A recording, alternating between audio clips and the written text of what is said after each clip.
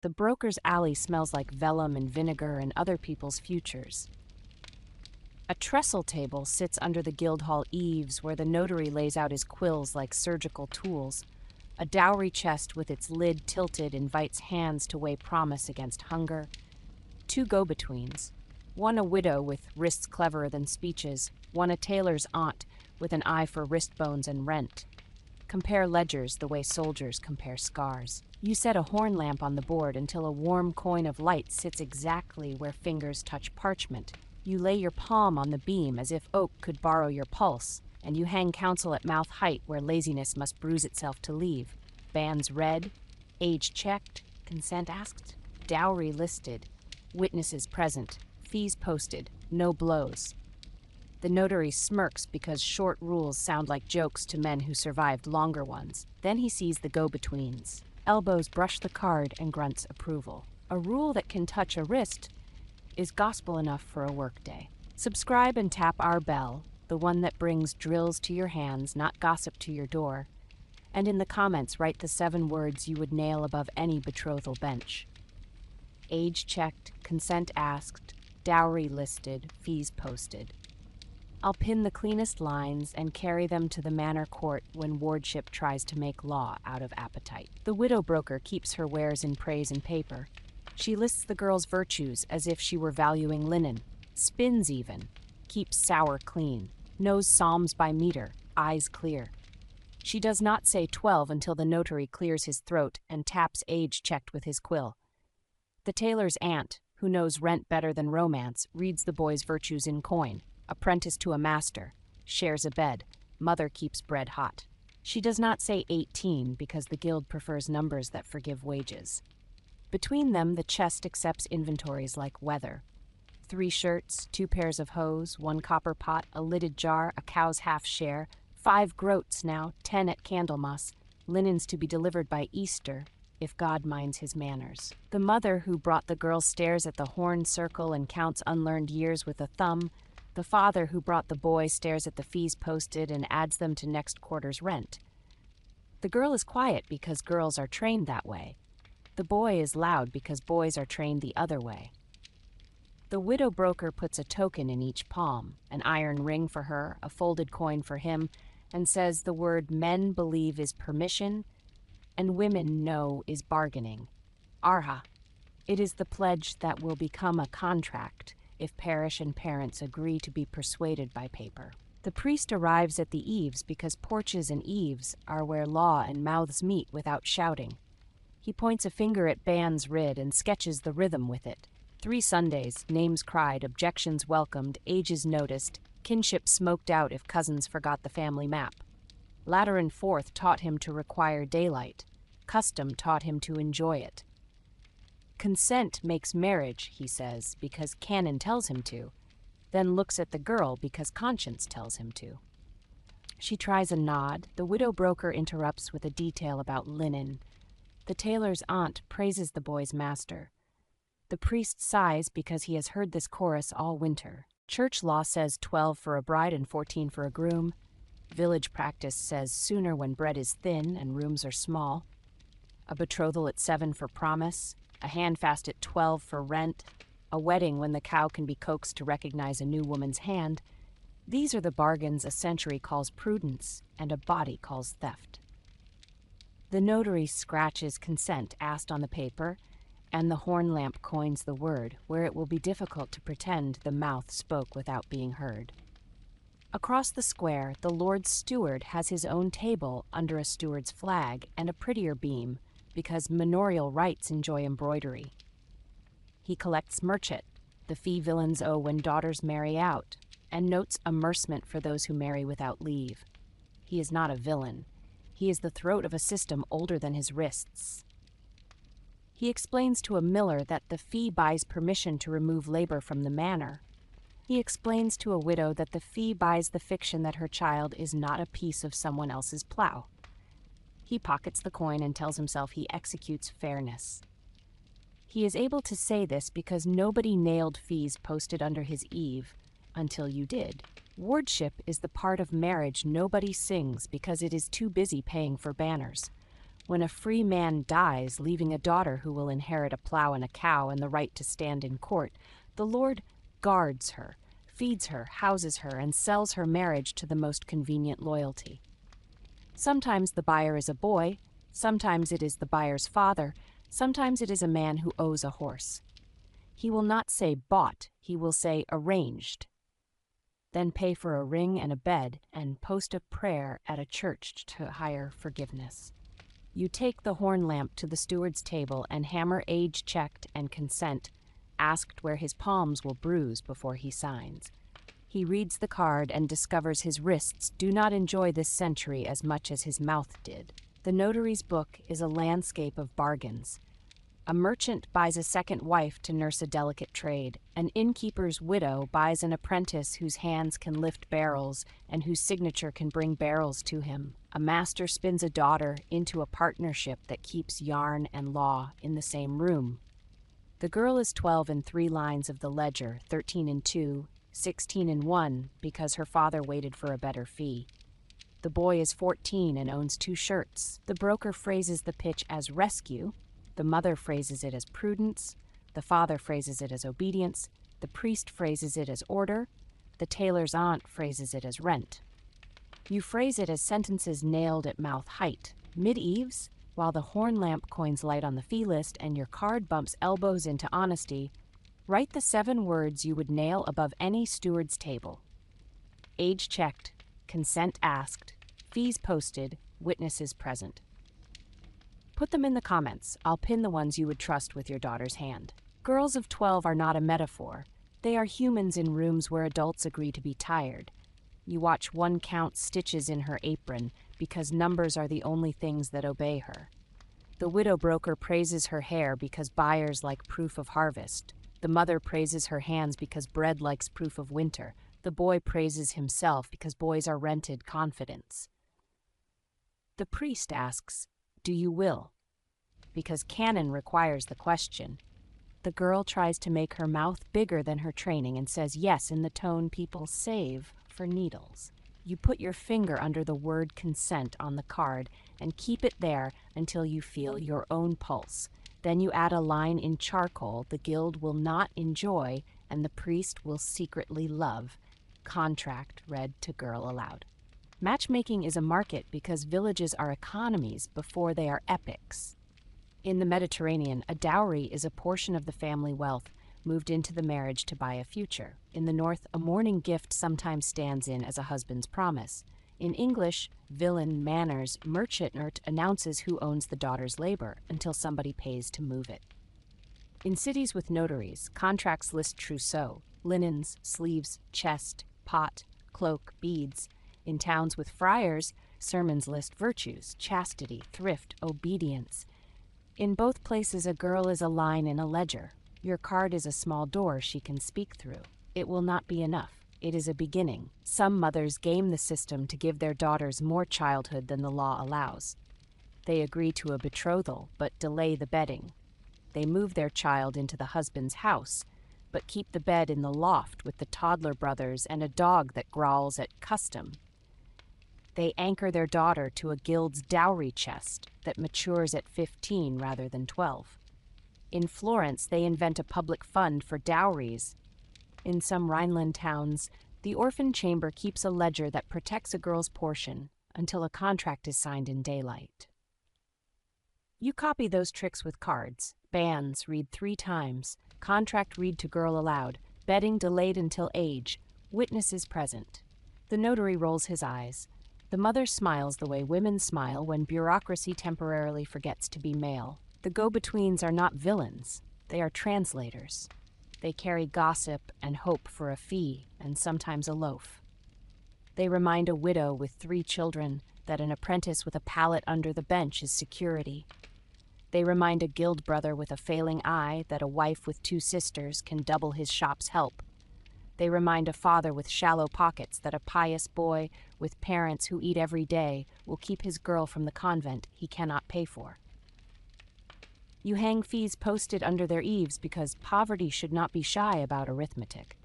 They grumble and then appreciate your accuracy because honesty is worth coin. The law loves words. Hunger loves furniture. You watch a baker pay merchant for a daughter who will need in a new house. You watch a villain sell his daughter's marriage to pay a lord's fine. You watch a merchant set his child's price at a chest and a shop key, and a promise that she will not have to share a bed with her mother anymore. You nail witnesses present under every beam that thinks it can hold a whisper.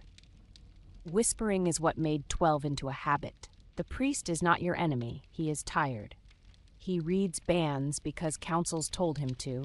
He asks consent because canons shouted him out of bed. He hurries because other families died this week and forgot to schedule their justice. You give him a stack of cards and show him how to bruise wrists into memory. Bans read, age checked, consent asked, contract read to girl aloud, witnesses present. He tries to be grateful without letting himself feel insulted. You forgive him for being human in a century that sells rents. He will send you girls who cannot make their mouths make church sounds. You will send him mothers who know how to hang rules, where wrists learn to outvote throats. The steward is not your enemy, he is a hinge. He pockets merchant and calls it custom. He bills immersement and calls it peace. He keeps wardships and calls it care. You hang fees posted and he discovers embarrassment is cheaper than a quarrel. He will still sell one marriage this season to pay for his master's horse. Your card will not make him a saint. It will make him slower. The go-betweens are not your enemy. They are weather. They will convince 3 families to prefer rent now over childhood later. They will convince 2 boys to marry girls they respect rather than girls their fathers prefer. They will learn to read your card like a tool. The widow broker starts asking the girl consent aloud, then takes her for a cup of watered ale and asks again with the door shut. She is proud of this improvement. Let her be. Your card is winning. You end the day where weddings pretend to become marriages, the church porch. You tack your card between the bands list and the alms board, so wrists must bruise it in both directions. Bands read, age checked, consent asked, contract read to girl aloud, witnesses present, fees posted, no blows. The horn lamp coins warmth on stone the way hope coins sentences into rooms, and you imagine a year where girls say no under the beam with a voice that sounds like a town that stayed awake. If you want this kit carried to the manor court, the wardship chest, and the orphan ledger, where tyrants in velvet sell futures without sweating, subscribe and tap the bell so Part 2 lands when your wrists can use it. In the comments, leave your 7-word lintel law for any betrothal bench you'd trust with someone you love. Then say, continue if you want to see how posted rules force stewards to become furniture and mothers to become clerks, and how 12 stops being a number that rents a child and starts being a number that delays a bed. I'll bring horn, chalk, ribbon tin, vinegar, a basket of cards, and the habit we keep exporting. Public sentences at mouth height that no drum, fee, or custom can shout away. The manor court is a wooden mouth with velvet teeth, so you set the horn lamp on the clerk's trestle until a warm coin of light lands where the steward's hand keeps trying to dignify appetite. The bailiff's staff lies on the bench like punctuation. A chest with 2 locks and 3 keys squats beside the dais. A painted board lists merchant, Harriet, relief. Fees that once meant custom and now mean how far a father can pretend he isn't poor. You hang counsel at mouth height, where wrists must bruise themselves before they push a name into the ledger. Age checked, bands read, consent asked, contract read to girl aloud, witnesses present, fees posted, no blows. The steward lifts his eyebrow, the sergeant lifts his staff, the reeve lifts his pen as if it were a cudgel. You tap the beam with the beetle until wood hums, the only hymn this room deserves. Subscribe and tap our bell, the one that brings drills to your wrists, not exemptions to your conscience. And in the comments, write the 7 words you would nail above any manor bench. Age checked, consent asked, fees posted, witnesses present. I'll pin the lines you'd trust with your neighbor's child and carry them to the wardship chest before velvet decides guardianship is a synonym for appetite. Wardship arrives in a keyhole the way winter arrives in a hinge. Someone died yesterday and leaves a plow, 2 cows, a cottage, 3 debts, and a daughter who isn't yet 15. The Lord keeps her portion, land, tools, claims, and the person who buys her marriage will also buy the manors of the land that should have remembered her name.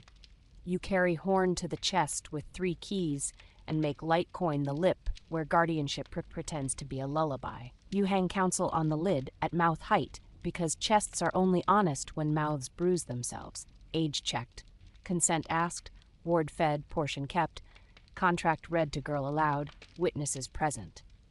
The steward fumbles his ring of keys. He was trained to open wood, not to answer sentences. The chest disgorges a bundle, an inventory in the reeve's hand, a prayer scribbled by a cousin with poor Latin, a token from the guild's dowry chest, 2 half-shillings tied into a corner of cloth the dead man hid from arithmetic.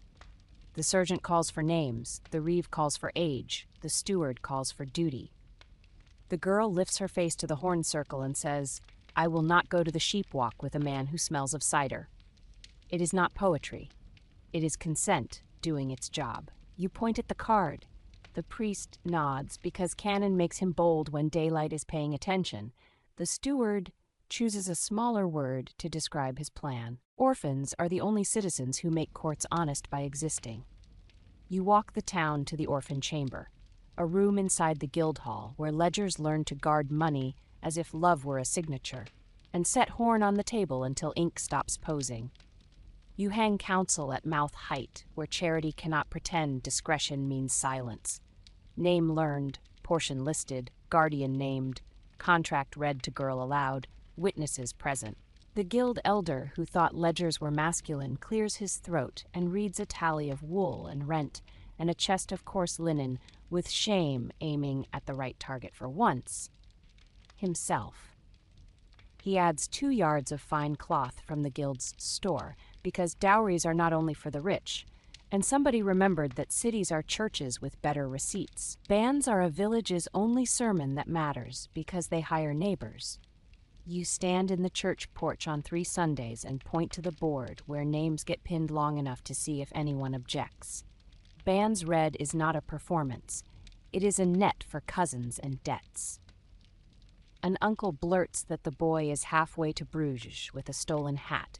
The beadle's daughter bangs the beadle softly, and the room apologizes for having almost made a marriage in a hurry. A neighbor mutters that the girl is kin to him in a way parchment doesn't care about. The priest thanks him for remembering what bone knows. The widow broker, who would prefer wonder to work, straightens her ledger and begins a better bargain. The steward tries the oldest trick a fee ever learned. He hides merchet behind gratitude. It keeps the manor's peace, he says. It is customary, he says. The Lord forgives arrears, he says. You put horn on the fee board until each coin looks like a bruise, then hang a second card where wrists must lie to forget it. Fees posted. You make him read the schedule aloud. Freeholder's daughter, none. Villain's daughter marrying within, small. Villain's daughter marrying out, larger, but not a horse. He stumbles only once, at the number for marrying without leave, because shame is a stronger verb than tradition. Mothers in the back count on their fingers like accountants. The tailor's aunt makes a calculation about petticoats. The notary pretends to be neutral and fails. The widow broker begins to copy your rules because someone made it easier to be decent than to be clever. At her table, a girl of 12 and a boy of 15 sit with their palms on the board. The broker reads the contract aloud, 1 sentence at a time, then asks the girl to repeat. Her mouth stumbles on obedience. So does the boy's. So does the broker's. The chess charter says portion kept, and the broker pushes a new clause across the plank. Till she be of 14 years, the bed shall be delayed, the household shall be her school, the dowry chest shall remain under the guild key. She does this with her chin up because agreements are miraculous when they are dull. A father objects because custom taught him that marriages can be assembled like carts. He likes the boy's master, decent, and the boy's mother, clean, and the boy's elbows, willing. He does not like consent asked. Girls don't know they're good, he says, and the room nods because rent is heavy. You keep your finger under contract, read to girl aloud, and say nothing until the notary rereads the word in the horn circle and tries in a different voice, "Do you will?" She says yes in a key the room had not expected to hear in daylight. Pride steps back a finger's width to make room for civic engineering. Mid-bench, while the horn lamp coins light where velvet prefers shadow, write the 7 words you would hang over any dowry chest you met. Portion listed, guardian named, contract read aloud. Put them in the comments. I'll pin the lines another mother needs before market closes. Manumission is another marriage in disguise. A girl who would inherit labor if she weds a villain buys herself into a different grammar by marrying a free apprentice. The steward tries to tax both acts twice. You make him read the card again. Fees posted means no surprises for people who already survived winter. He pockets less. The girl's mouth grows a little louder. The Lord will pretend to hate this. He will also enjoy the rent from a married couple that knows how to read. The go-betweens begin to audit each other. The tailor's aunt adopts age checked as if it were her own invention and sends 2 child brides home with scarps of ribbon and a lecture about finger bones. The widow broker refuses to sell a wardship marriage to a man whose shop smells like sloth. They grumble that you have made their trade less profitable and secretly boast to the priest that they have made it more respectable. You let them have both moods. You nail witnesses present to their eaves and watch them blush into better merchants. Canon law is not your enemy. Pretended canon is. The priest posts a copy of the Lateran decree, marriage by consent freely given, and you slide your card beside it so wrists and throats can learn affection for each other. He experiments with questions. Will you have? Gets different answers than, do you submit? He learns to wait for the girl's I will without staring. It makes him a better celebrant than any sermon ever did. He begins to enjoy bands because bands make him public. In one corner of the court sits a bench that has spent 50 winters pretending to be necessary. On it, the sergeant has collected non-compliances that call themselves romance, handfastings in barns that felt like courage, stolen evenings past the curate's bedtime, beddings that were really leases. You tack no blows above that bench because discipline gets mouthy in the presence of paper. When a father raises his palm, the beadle's daughter wraps his wrist with the beadle, and the steward, to his surprise, enjoys not having to read a fight. A girl's refusal becomes a small civic holiday. She is promised to a shop that owes 3 months and a guild fine. She will say yes if you read the contract as slowly as a psalm. You read it again, and she says no. The priest shifts. The steward straightens. The notary sighs. The go-betweens quickly recalculate. The mother breathes. The father tries to discover how to be brave in a room rather than in a field. You set the horn lamp closer to the card and feel the circle warm your knuckles. Consent asked is a verb you can hear. The guild's orphan chamber agrees to hold her portion 2 more years. That is all. That is enough. Merchants smell a market that is also a mercy. A silkmonger proposes a dowry fund for daughters of weavers who lost fingers. The guild masters argue the treasury will dissolve into sentiment. You remind them that mortality dissolves into silence. They nail portion listed and guardian name to a chest with a simple lock and lend the key to the priest and the beadle's daughter. They write rules short enough to survive travel, interest at Candlemas, clause for refusal, fines posted. A mother from 3 streets away drops 2 pennies into the slit and refuses to explain to her husband. He does not need to clap. He needs to stop counting girls in looms. The manorial roll records one last bargain pretending to be piety. The Lord gives a ward to a monkish cousin who vows to educate her by sitting on her inheritance. The girl is 14. The cousin is large. His grammar is lazy. You bring the horn lamp to the scriptorium and set it on the steward's copybook until the quill stops rehearsing forgiveness and starts writing your sentences. Age checked, consent asked, ward fed, portion kept, witnesses present. The Lord enjoys calling himself gracious when daylight is watching. You enjoy tying ribbon to the key so it cannot leave the chest silently. At dusk, the priest reads banns and the porch committee reads bowls, and the steward posts fees and the notary tries to stop looking like a fence, and the go-betweens calculate and recalculate under the horn. The sergeant counts staffs and finds none raised. The beadle's daughter taps the beam and hears the village's short chorus instead of rumor's long one. You thump the wood once with the beetle, and the hum runs along ledgers like a prayer that forgot flattery and learned rhythm. If you want this kit carried deeper, to the Guildhall door where apprentices and daughters trade futures, to the city notary's desk where loans turn into dowries, to the friary where vows try to replace rent. Subscribe and tap the bell so Part 3 lands while your wrists remember the meter. In the comments, leave the 7-word lintel law you would post on a wardship chest tomorrow. Then say continue if you want to see how short rules nailed at mouth height turn stewards into furniture, matchmakers into clerks, priests into readers, and 12 into a number that no longer rents a child's age but postpones a bed. I'll bring horn, chalk, ribbon, tiniger, the basket of cards, and the habit this channel will keep exporting until custom forgets how to be. The Guildhall door learned to be a mouth long before it learned to be a wall, so you set the horn lamp on the lintel until a warm coin of light sits where apprentices and daughters are weighed against craft and rent. A warden's staff leans like punctuation beside a slate of fines. The bead row of the journeyman's votes hangs behind a trestle with ink that wants to be destiny. 2 masters whisper the virtues of a boy who ties a straight stitch. 2 mothers stand with hands flat on a chest that holds more linen than luck. You hang counsel at mouth height where wrists must bruise themselves before someone says custom. Age checked, contract read to girl aloud, consent asked, portion listed, guardian named, witnesses present, fees posted, no blows. The warden frowns because 7 words can interrupt a century. The beadle's daughter taps the beam with the beetle, and the wood hums the rule into the room. Subscribe and tap our bell, the one that lands drills in your feed, not gossip in your ear. And in the comments, write the 7 words you would nail above any guild door.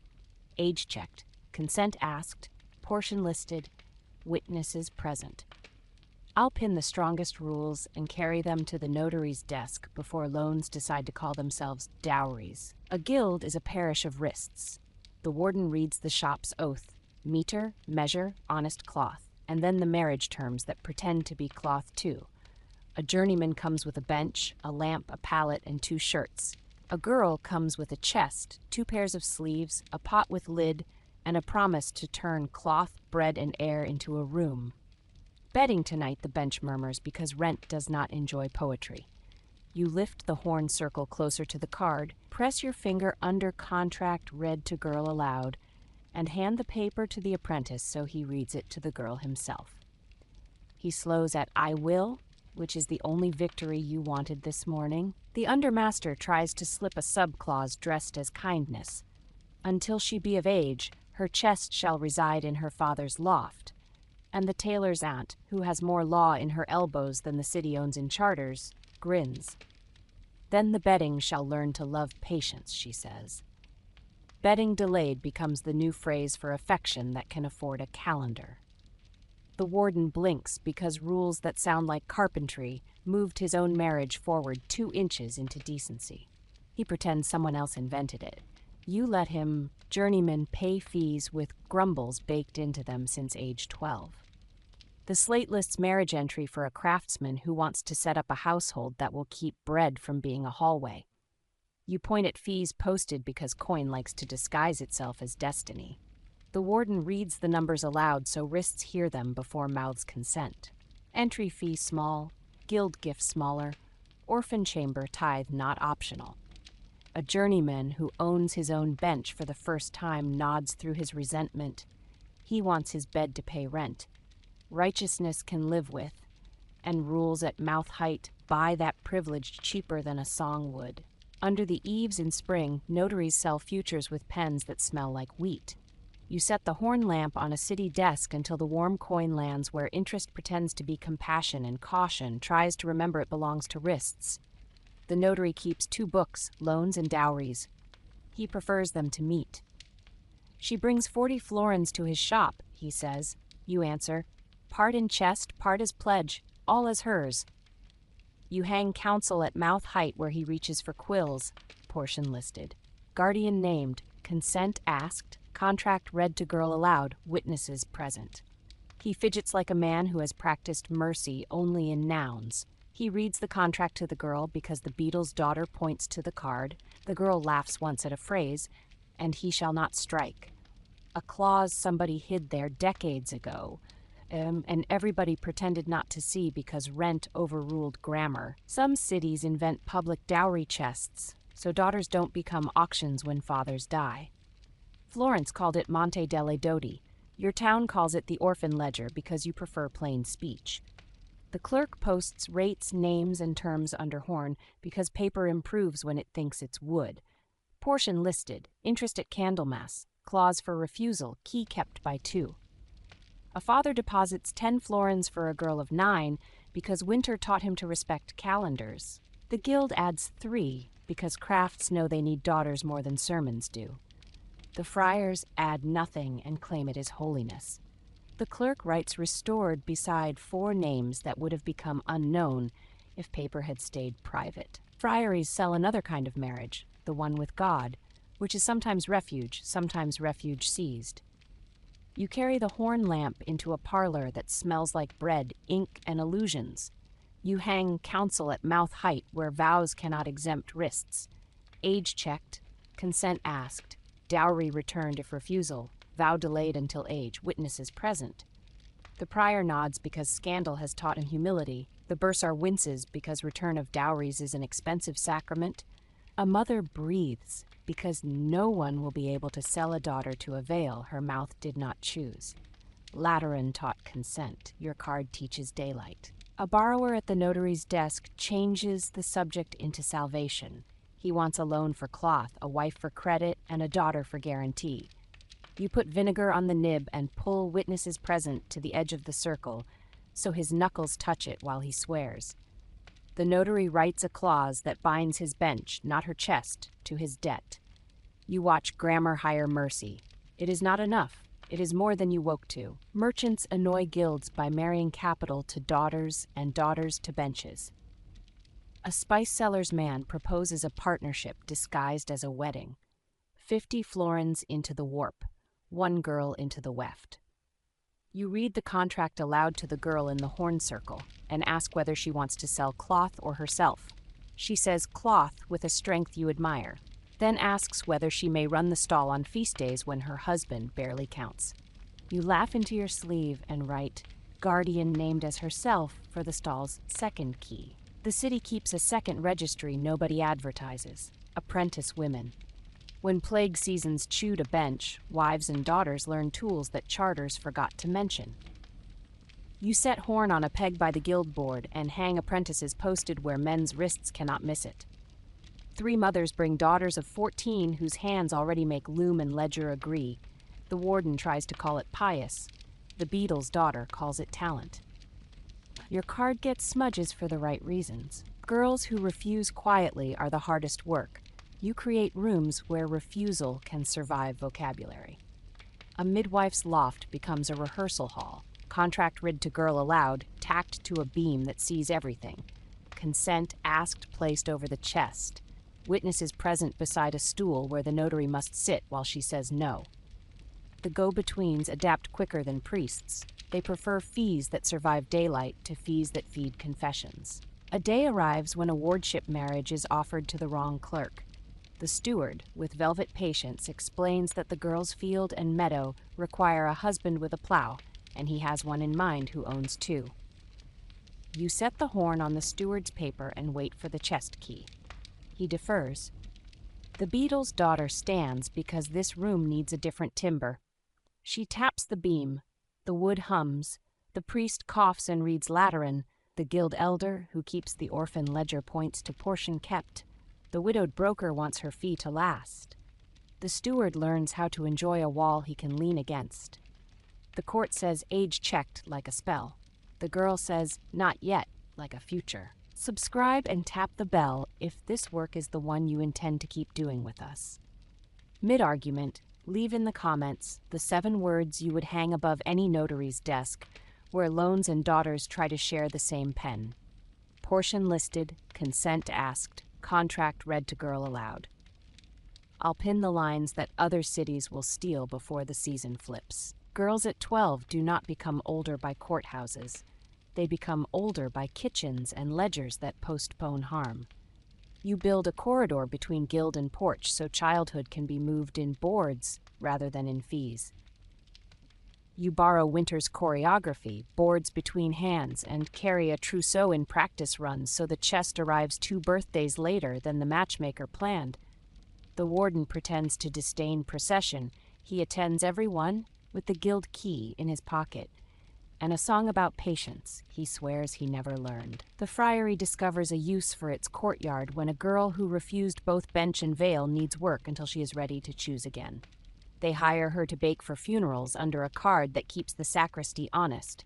Cup not shared, basin apart, hand washed, cap after. Her wages become her dowry chest. Her delay becomes a liturgy no rubric ever wrote. Nobody writes a play about her.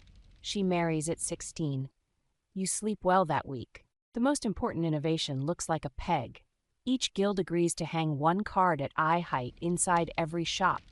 Fees posted, bands read, age checked, consent asked, contract read to girl allowed, witnesses present. Journeymen apprentice their mouths to decency, not just their wrists to craft. Masters discover that good rules make better in-laws.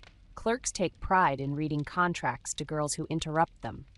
Priests discover they prefer public joy to private negotiations. Brokers boast that they refuse work their mothers would not have refused. Stewards begin to count shame as part of the Lord's rent. The manor court holds fewer marketplace weddings. The church porch hears shorter verbs. The orphan chest rattles fewer empty promises. There are still fathers who prefer quickness to courage. Still buyers who speak rent better than affection. Still wardships that smell like horses. You keep hanging cards at mouth height and insisting aloud that rooms are anatomy. Beams for mouths, pegs for cups, lids for light, boards for dignity, ribbon for memory, horn for law. People will still pretend they did it first. You are content to be furniture. At dusk, the bands are red, the bowls are red, the fees are red, the card is red. The room hums because wood got used today. The girl who said no last week sits with her mother counting stitches and days. The boy who read a contract to his future wife tells 2 other boys that it made him dizzy. The widowed broker closes her ledger and tells the tailor's aunt she earned her fee without needing to lie. The beadle's daughter taps the beam once and hears the village answer with grammar. If you want this kit carried into the city quarter court, the merchant's counting house, and the friary refectory, where money, vows, and hunger think they get to rename girls. Say continue below after subscribing and tapping the bell. In the comments, leave the 7-word lintel law you would nail above a guild door tonight. I'll bring horn, chalk, ribbon, tin, vinegar, the basket of cards, and the habit we keep exporting, until even velvet learns to bruise its wrists on the right furniture. The quarter court sits in a crooked lane where the city forgets its manners, so you set the horn lamp on the rail until a warm coin of light lands where petitions turn into paper. A constable's cudgel rests like a lazy argument. The alderman's sash looks tired of supervising other people's kin. The clerk dips his quill in ink that would rather be destiny than record. You hang counsel at mouth height where wrists must bruise themselves into decency before mouths attempt tradition. Age checked, bands read, consent asked, complaint heard without fee, contract read to girl aloud, witnesses present, no blows. The quarter captain clears his throat to announce order, the beadle's daughter taps the beam with the beetle, and the wood hums your list, until even the sash looks grateful for shorter sentences. Subscribe and tap our bell, the one that delivers drills, not exceptions. And in the comments, write the 7 words you'd nail above any counting bench that buys or sells futures. Portion listed, consent asked, interest posted, witnesses present. I'll pin the strongest rules and carry them to the counting house before sums rename daughters. A mother arrives with terror that learned to speak. They took her, she says, and the room knows which they. 2 journeymen with rent and haste, 1 go-between with hunger, an uncle who measures kinship in sleeves, not blood. The constable says raptus because Latin is the city's habit for theft and elopement alike. You put Horn closer to the card and make the clerk copy complaint heard without fee, where his fee list will bruise him first. Fetch the girl, the alderman says to the watch captain, and then to the room. Nobody lifts a stick. The beadle's daughter smiles into her sleeve, because no blows was once a joke and now buys time. They bring the girl in between two neighbors who preferred to escort rather than argue. She is 14 if rent is quiet, and 12 if rent is loud. She is wearing a ribbon tied by a hand that thought itself romantic and was merely early. The alderman begins the old catechism. You point at the card. Read the contract to the girl aloud, he says, and the go-between, unnerved into honesty, unfolds a paper whose seal prefers darkness. It reads like a purchase order with verbs from a sermon. The clerk reads anyway. The girl interrupts. No, she says, then adds, as if paying rent in vowels, not yet. The tailor's aunt, who has more law in her elbows than the court has on its shelves, nods once as if the beam itself nodded. The alderman, surprised by relief, announces the first useful sentence he has said all week. Bedding delayed, banns fresh, fees posted where fathers can count. Counting houses buy breathing space by renaming it. You walk the stair to a trestle where a merchant measures futures with a brass weight and a smile. He has 2 books, Loans and Marriages. He would prefer them to rhyme. You set Horn on his board until the coin of light embarrasses his ink into craft. Then hang Counsel where his hand must brush it before interest claims love. Portion listed, clause for refusal, interest posted, guardian named, contract read to girl aloud, witnesses present. He laughs politely until the beadle's daughter points to interest posted, and he reads his own regimen as if it were a ban. 2 in the 100 until Candlemas, he says then, learning quickly, and nothing if refusal. He adds the last line in a smaller hand, which is how mercy begins in counting houses. A spice dealer wants to make a shop and a marriage with the same florins. He imagines a contract in which a girl's chest keeps his ledger from drowning.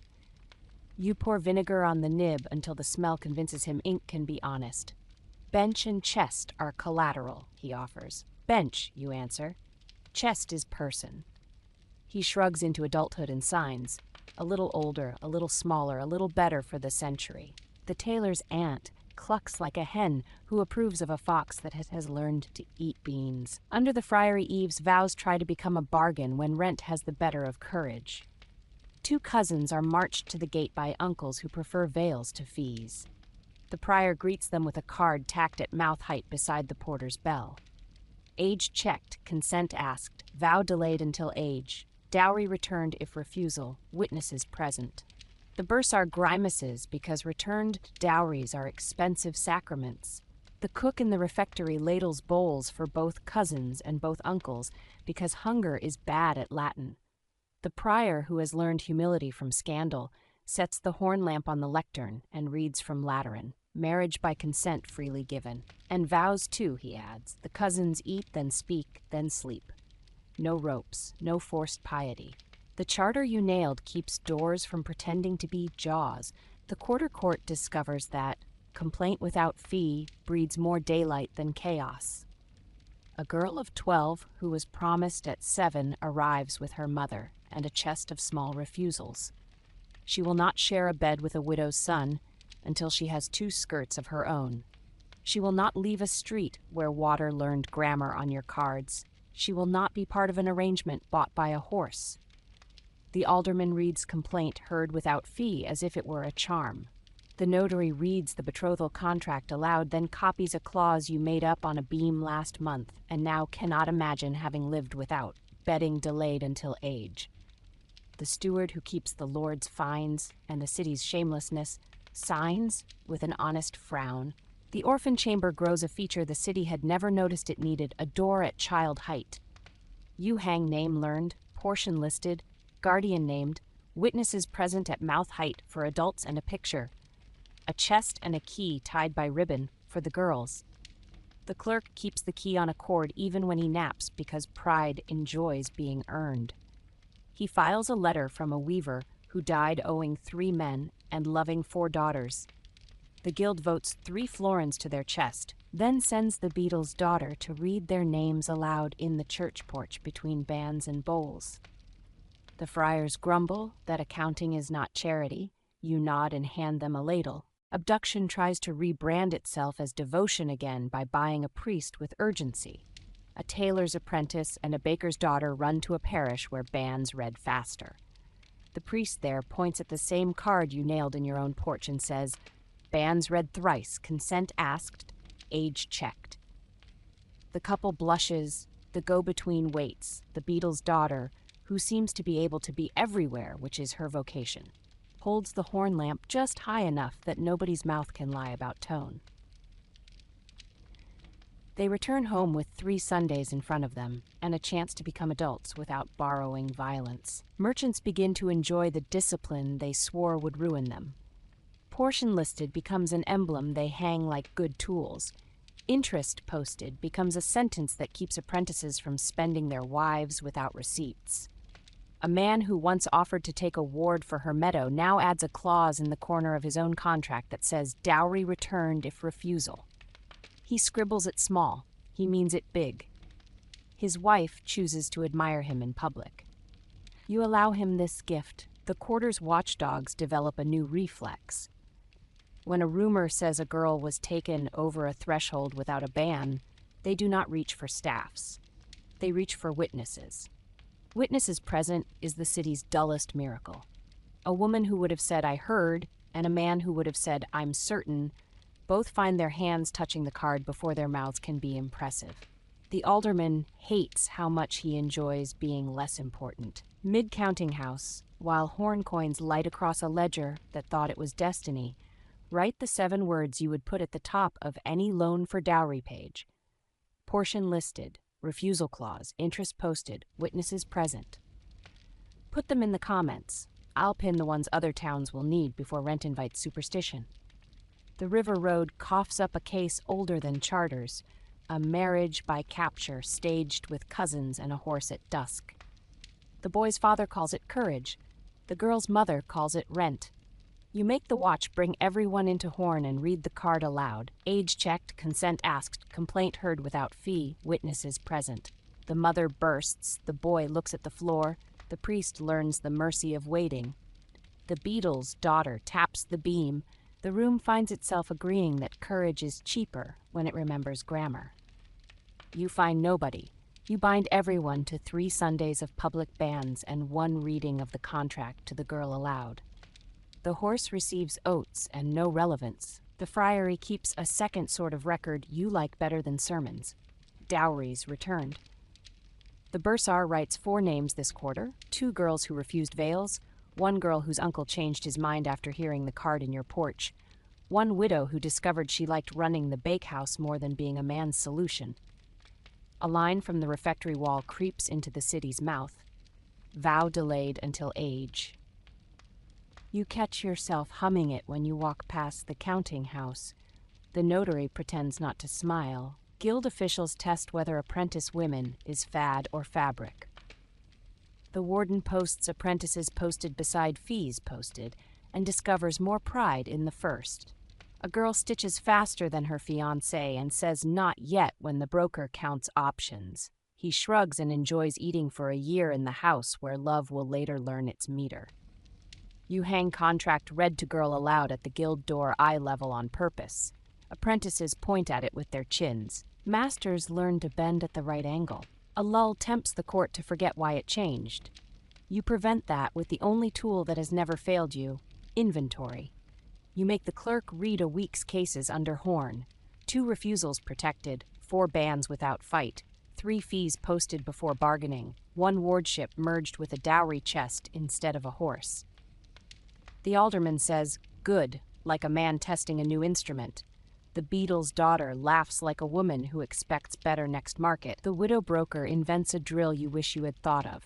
She tacks a little card above her bench, practice refusals here, and makes girls rehearse no, not yet, and read it, the way a baker rehearses kneading. She charges a farthing and 5 minutes of listening for each rehearsal. Mothers pay and cry, daughters memorize, Brothers roll eyes and stop when they realize the room grows quiet for a practiced voice more quickly than for a loud boy. The counting house copies the orphan chest's door at child height because fathers keep forgetting how short some citizens are. Fees posted shrinks to eyes that can use it. A man who intended to ask for a cosign dowry reads refusal clause with a wince large enough to help him. He decides to borrow against barrels instead, which is why people like your channel. You close the day under the guild beam where everything began with smell and ledger. The horn lamp coins warmth across the trestle. The card's edges shine from wrists. The beadle waits for one last thump. The warden reads the names for Sunday's banns. The notary reads the list of contracts to be read aloud. The friar nods because his refectory has become a better porch. The steward counts fewer coins and looks better for it.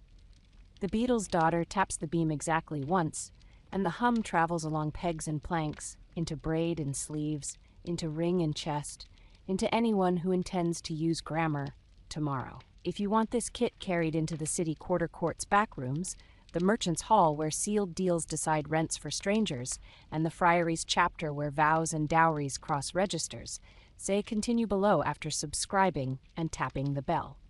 In the comments, leave the 7-word lintel law you would hang on a friary gate where refuge and shortcut sound too similar.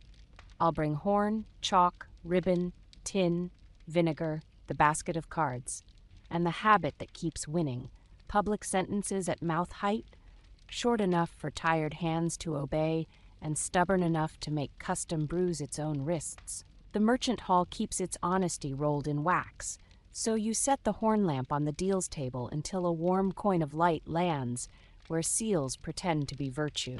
A string of green tags dangles from a nail like small pardons. A brazier keeps wax obedient. Clerks lean their weight into quills as if ink could become destiny by posture. You hang counsel at mouth height where wrists must bruise themselves before a handshake becomes a sentence. Seals opened under horn. Age checked, consent asked, portion listed, refusal clause. Contract read to girl aloud, witnesses present, copies given, fees posted, no blows. The alderman of merchants lifts his sash to breathe. The beadle's daughter, who has the habit of being exactly where paper needs to be embarrassed, taps the beam with the beetle, and the hum pins eyes to rules shorter than gossip. A broker whose velvet collar has outlived 3 winters arrives with a deal rolled like a miracle. A shipping partnership to be sealed by a marriage, the girl to bring security in the shape of a chest, and a legal promise that her portion may answer debts if need be. You place the horn on the scroll so light coins the sentence that called a child collateral, then slide vinegar over the mouth of the wax spoon so the room remembers smell and grammar in the same breath. You point at portion listed and refusal clause and ask the clerk to read the contract to the girl aloud. He coughs in the tone offices keep for revolution. Then he reads, and the girl stares at the ceiling until her ears give her courage. "Not for ships," she says. "My linen is mine." The partners recalibrate. The alderman discovers he can prefer solvency from barrels to solvency from girls. Lenders learn to like being predictable. You tack a rate board under horn where wrists have to touch it. Interest posted. Numbers for dowry loans that won't move because charm asked. A father who came to borrow 40 florins for cloth glances at the board, then at his daughter, then at the line refusal clause and decides to pledge barrels instead. The notary writes the word barrels with relief. He pretends paper has always enjoyed being decent. You let him pretend. It helps. The hall's back room smells like wax and excuses. That is where the private readings used to happen, whispers over bowls, contracts unfurled only far enough for pride to think it came voluntarily. You carry horn into that room, set it on the narrower table, and hang a second card so close to the edge that cheeks feel it when people lean. Contract read to girl aloud. Copies given. A dealer who likes velvet narrowness tries to call it indecorous. The city clerk, who has lived inside too many winters, reads anyway. The girl laughs once at the sudden clarity of, "and he shall not strike." The dealer looks as though grammar set down a load on his boot. Words heavy enough to bruise turn out to be the only ones that hold. The steward's cousin runs a side door trade in finder's fees for wardship marriages that will keep a lord's horse fed. He calls it caretaking. You call it the squire's appetite. You follow rumors to the counting bench behind his aunt's milk stall and find a stack of pledges pined with bread grease. The horn lamp coins light where his fingers think they can pass unnoticed. You hang the same card that has bullied better rooms. Age checked, consent asked, complaint heard without fee, witnesses present, fees posted. He tries his smile. The beadle's daughter tries the beam. The hum ruins his sentence before it becomes a signature. Two mothers take their daughters' elbows and walk away into daylight. You do not chase the fee, you chase the habit that sent his hand sideways. Elopement follows cards the way shadow follows architecture. A boy and a girl cross to a parish where bands read faster, carrying a ring that believes in its own verb tenses. The priest there points at the same rules you nailed at home, because you mailed copies and a sleeve for his lamp and a letter with places to bruise. He asks age, reads aloud, and waits. The couple lean into the horn circle and learn the rhythm all good vows must tolerate. 3 Sundays of people invited to object. 3 afternoons of documents resigned to be furniture. 3 evenings of parents learning to be told. They return home with faces older by choice rather than by intrusion. Mid-table, while the horn lamp coins truth onto seals and the beetle hums rules shorter than pride, write in the comments the 7 words you would nail above any sealing bench that wants daughters to leave with documents and not with rumors.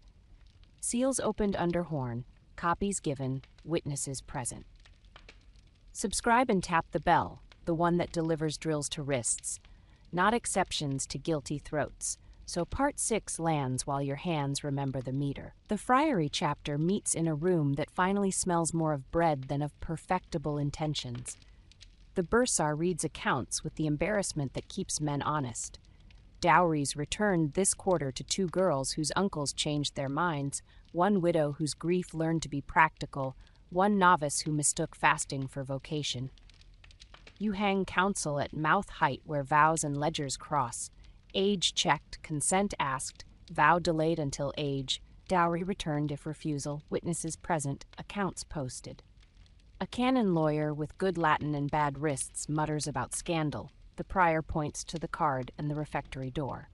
The friars cherish being corrected by food. A charity broker tries to rename a girl Rescue in order to make a fee look like benevolence. He finds you waiting at the orphan ledger with horn where the page will be ashamed to make a myth. The guild elder reads portion listed and adds 3 pennies from the bench fund. The clerk writes guardian named, and it is not the man who tried to be a savior.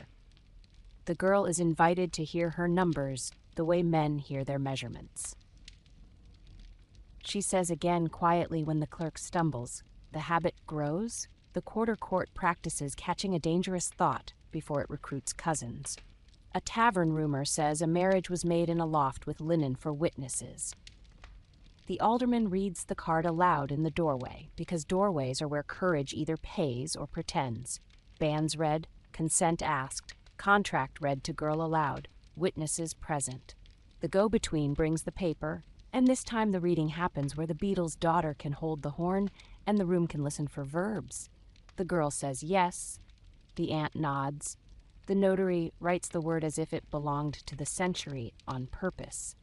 A girl with a dowry chest that still smells of new oak refuses a guild master who smells of old beer. The warden tries to recite custom.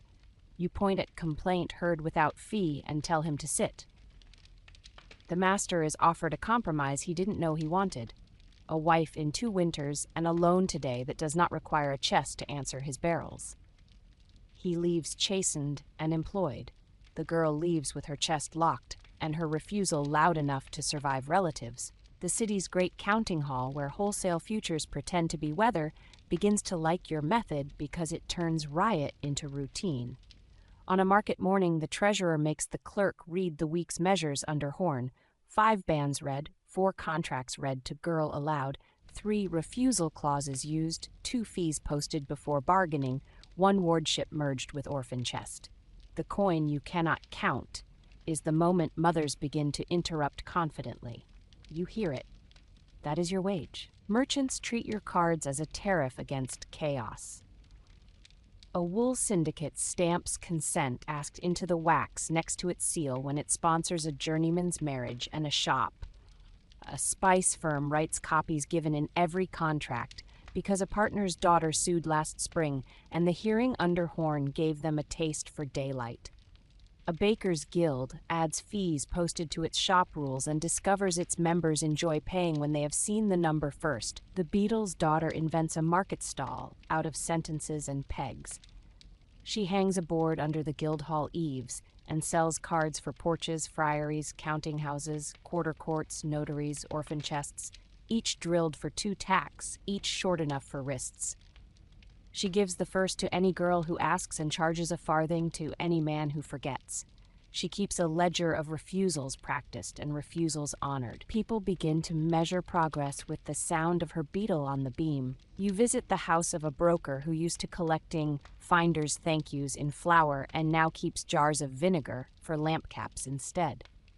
He points at your card fees posted and laughs because he once called this impertinent. He reads a contract to a girl without being asked, then makes her read it back until the words sit properly in her mouth. You do not tell him you love him for becoming practical. You buy his mother a sleeve for her lamp. The friary invents an unglamorous miracle, the dowry return day. Mothers who placed girls at the gate in fear return to pick up the coin, and the bursar who has turned humiliation into arithmetic counts out portions under horn and writes restored in a ledger that now smells like courage. The prior, who learned to be smaller, rings the bell once to mark a refusal, then hangs the clapper. Bells are for thresholds, not for sales. The quarter court extends complaint without fee to boys too. Boys promised to masters they hate, boys sold to voyages they do not choose, boys made into relatives by loans rather than love. Age checked and consent asked make their mouths stutter in a way that makes a room less cruel. Your card widens by habit.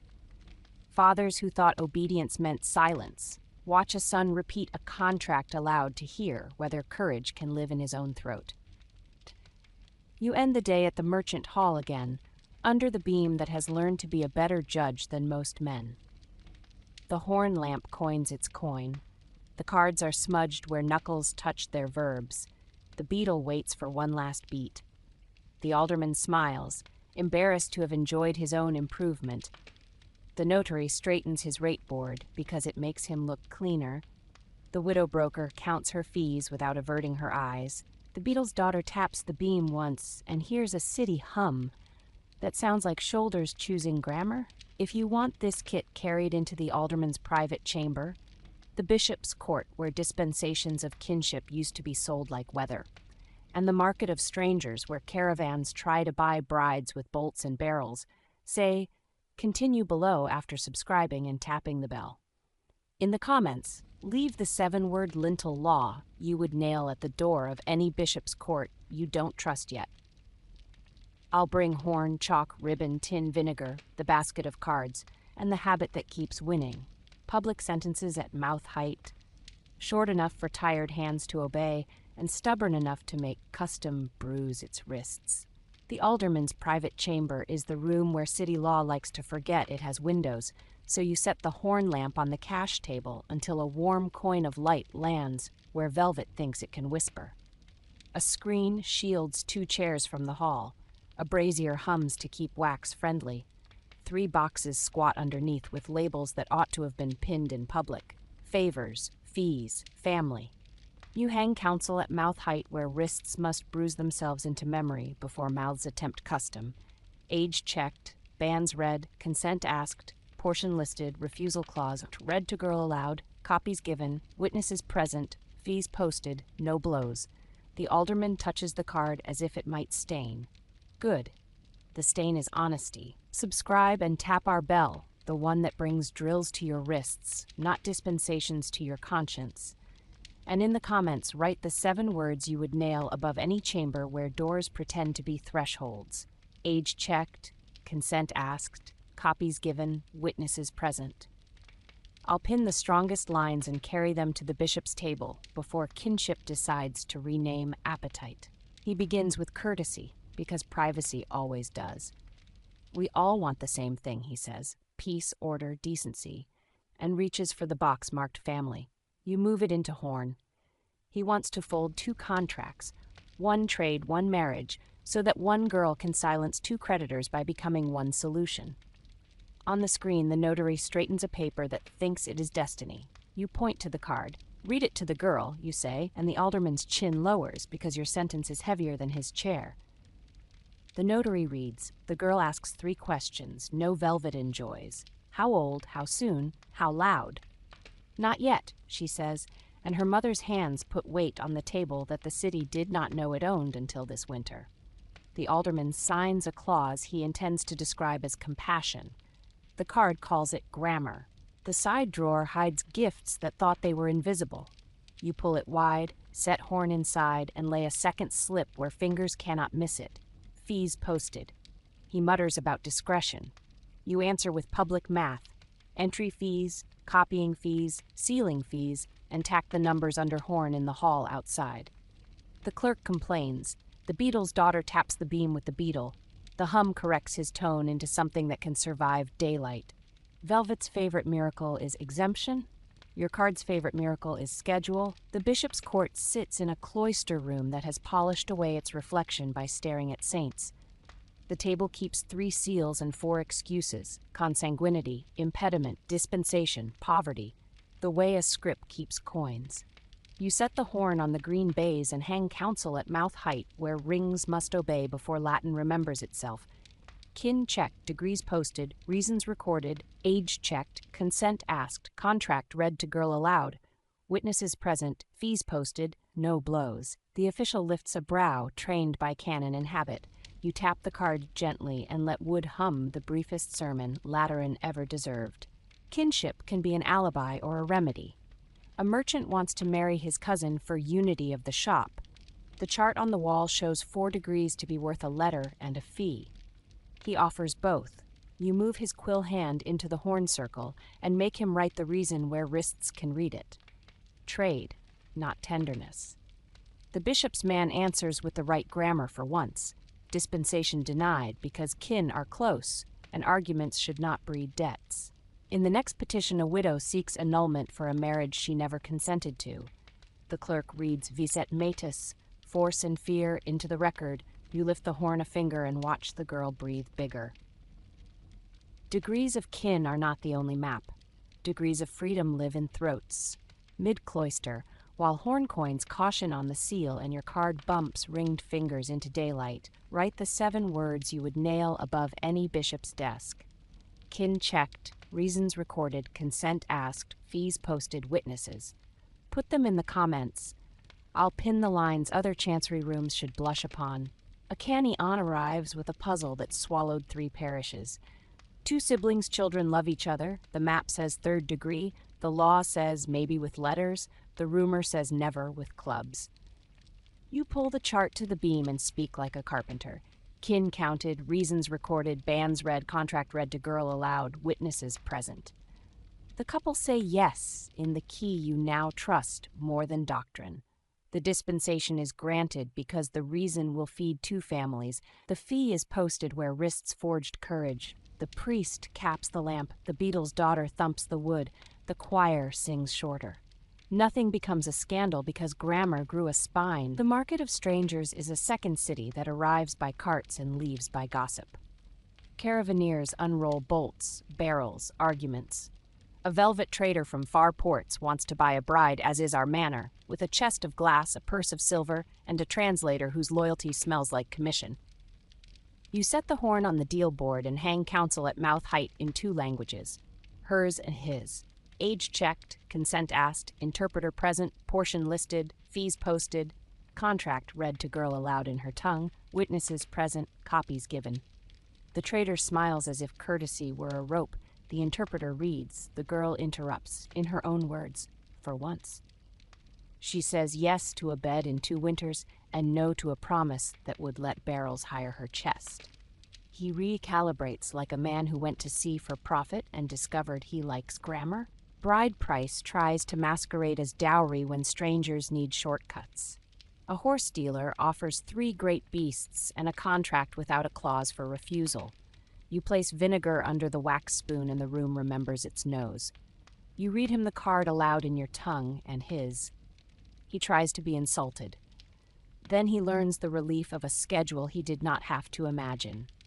He rides out with 2 contracts that fit in a pocket and a copy that fits in the girl's chest. He will find to his surprise that consent lowers his risk more than charisma ever did. A ring of brokers at the fairground tries to sell foreign matches as adventure. They keep a table that smells like honeyed wine and haste. You plant horn on the plank and tack 2 slips where bracelets will bruise before reaching for ink. Age checked, interpreter present, consent asked in girl's tongue and copies given, witnesses present, fees posted. One turns to scold you about commerce. The beetle's daughter taps the beetle gently. The hum disorders his performance. 3 mothers shoo their daughters away from the honeyed talk and toward a bench where girls rehearse. Not yet, in 4 tongues as if it were a dance. It becomes one. The alderman's chamber invites a last test. An envoy from a lord with more banners than patience offers a blanket dispensation. Provisional age, provisional kin, provisional consent for 4 matches that will buy him grain. The envoy's paper smells like wax and famine. You move the horn coin over the word blanket until it looks like the thing it is, an attempt to smother grammar. The alderman surprises himself by saying no. He says it in furniture. Age checked, banns read, consent asked. Contract read to girl aloud, witnesses present. The envoy leaves insulted. The room feels the rare piece of a decision that will not require a sermon. You build a small workshop for translators because interpreters are tools, not ornaments. On its beam hangs counsel in 6 hands.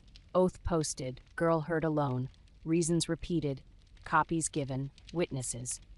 Interpreters learn to swear they will turn breath into law rather than flattery.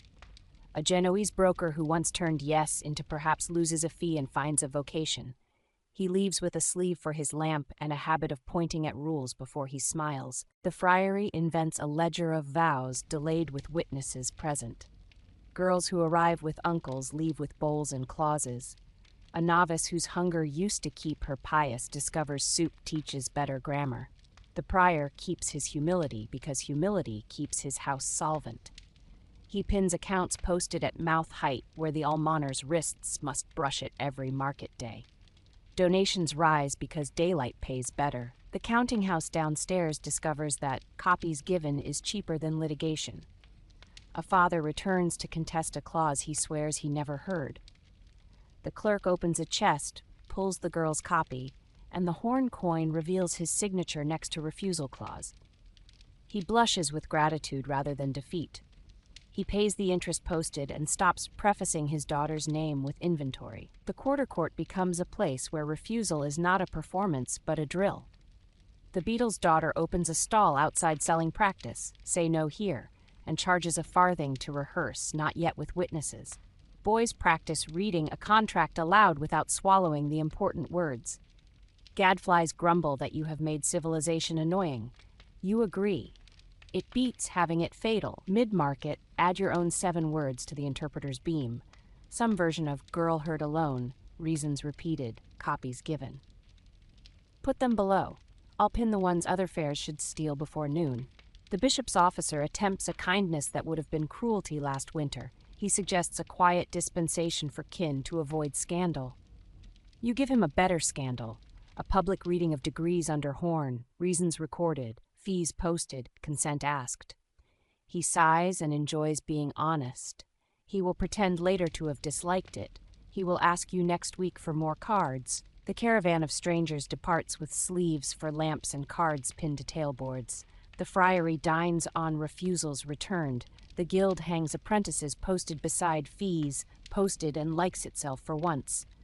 The orphan chamber keeps a key on ribbon that does not leave the chest. The alderman's private chamber loses its perfume of exemption and smells more like vinegar and wood. The horn lamp coins light even when you are not there. That is the point of furniture. You close the day under the merchant hall's beam again. the place where you prove that privacy is a privilege, not a device. The card is smudged where wrists learned decency. The beetle has earned its nap. The horn coin still lands exactly where seals pretend to be sentences. The alderman, and you will never stop being surprised by this, thanks you for making his job simpler. You tell him he did it himself. He pretends to believe you.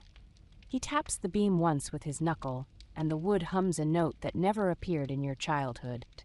If you want this kit carried into the bishop's outer court, the market of strangers after sunset, and the friary's chapter when a noble tries to buy redemption with a veil, say, continue after subscribing and tapping the bell.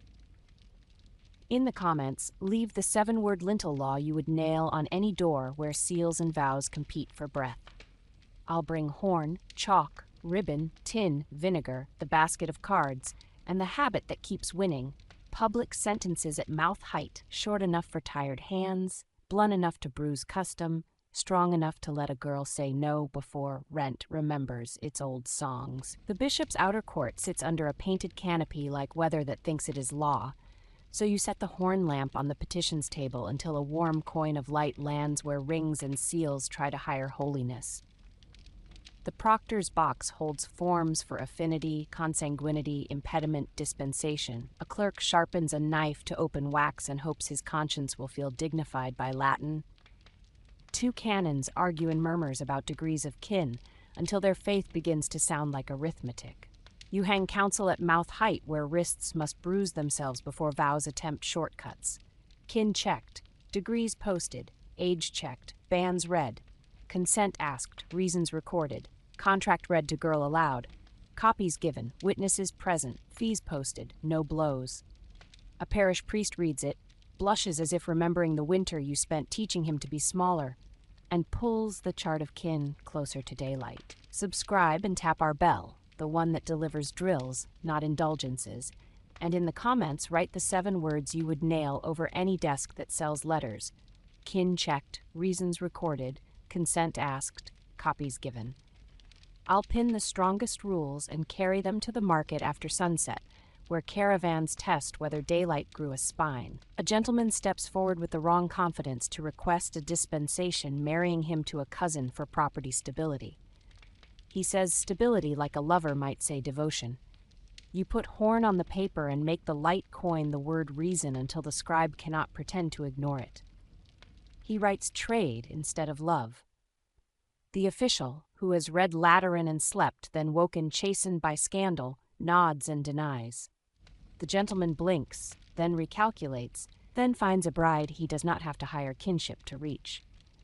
He walks away poorer in relatives and richer in grammar. The court learns it can say no with furniture. A widow petitions to dissolve a marriage she never consented to, betted at 12 to pay the arrears a banner pretended to remember. The priest carries her words to the table with both hands. The proctor writes viset metus in a careful hand. You slide the horn closer to contract, read to girl aloud, and discover that the rule you nailed in the porch works grimly here as well. Consent that was never audible is not consent. The official pronounces annulment with the humility of a man who would like to reduce his inventory of past courage.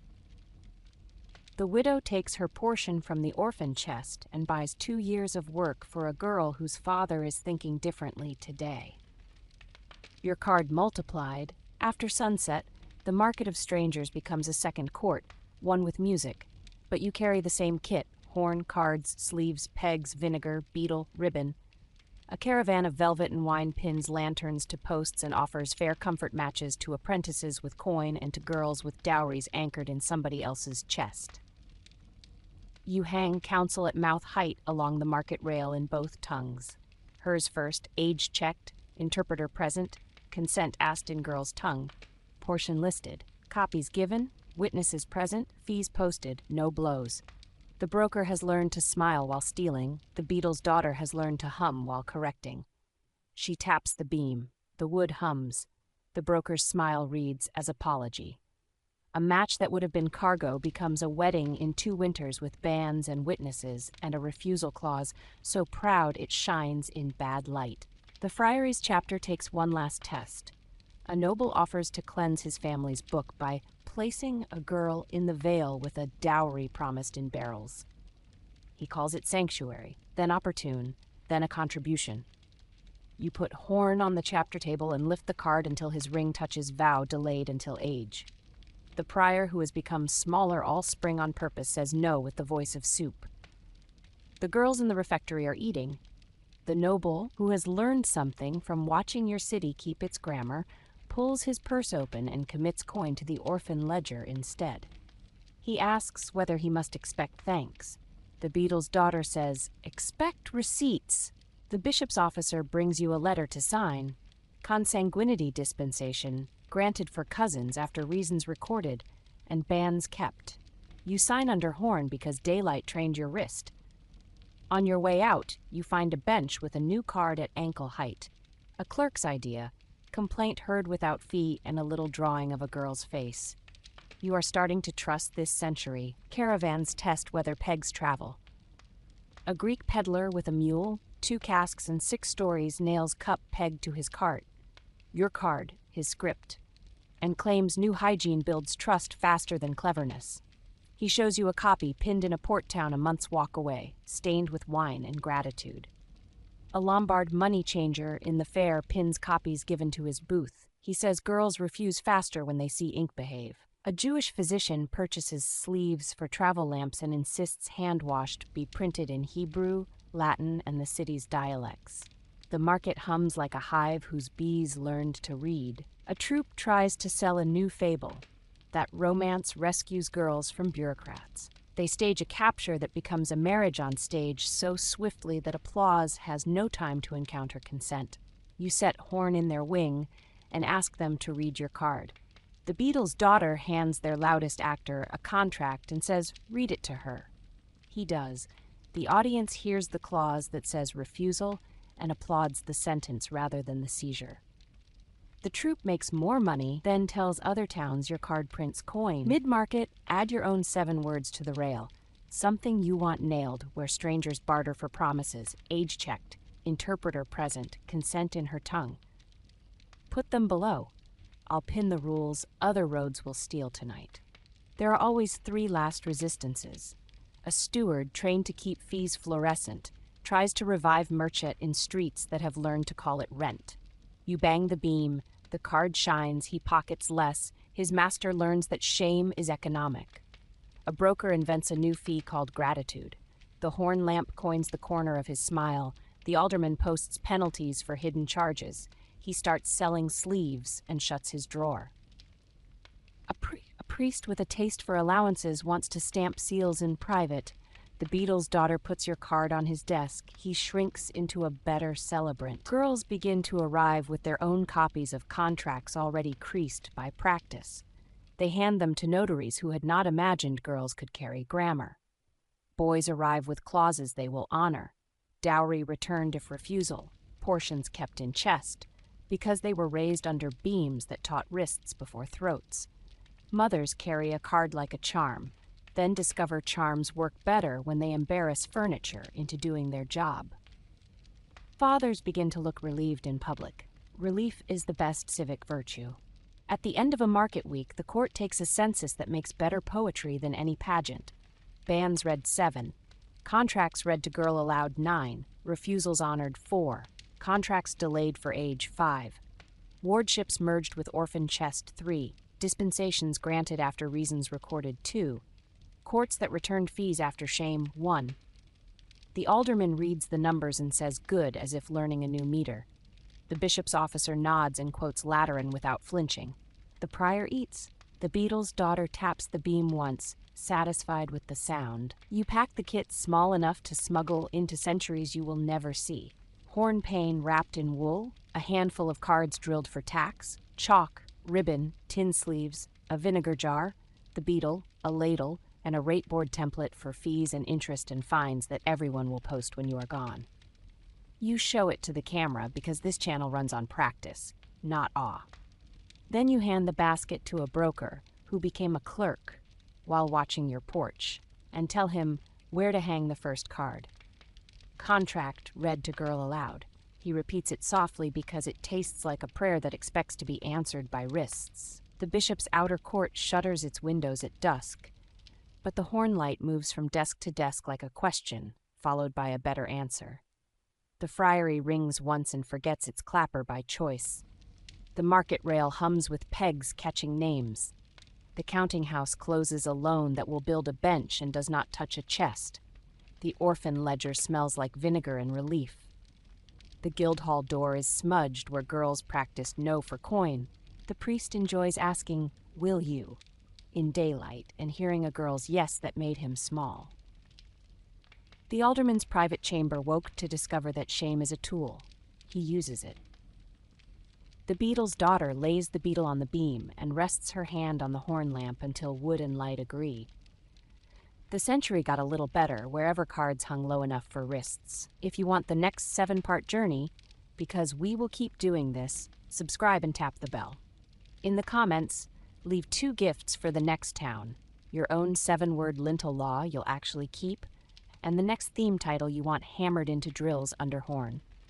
Pick one of these or write the one your street needs: how parish bells outran gossip, why city walls ate generals, what market stalls taught ministers. We'll shoulder horn, chalk, ribbon, tin, vinegar, beetle, cards, and go again because nothing a tyrant, steward, or custom invented can survive public sentences at mouth height, repeated until wrists remember them before drums remember their lines.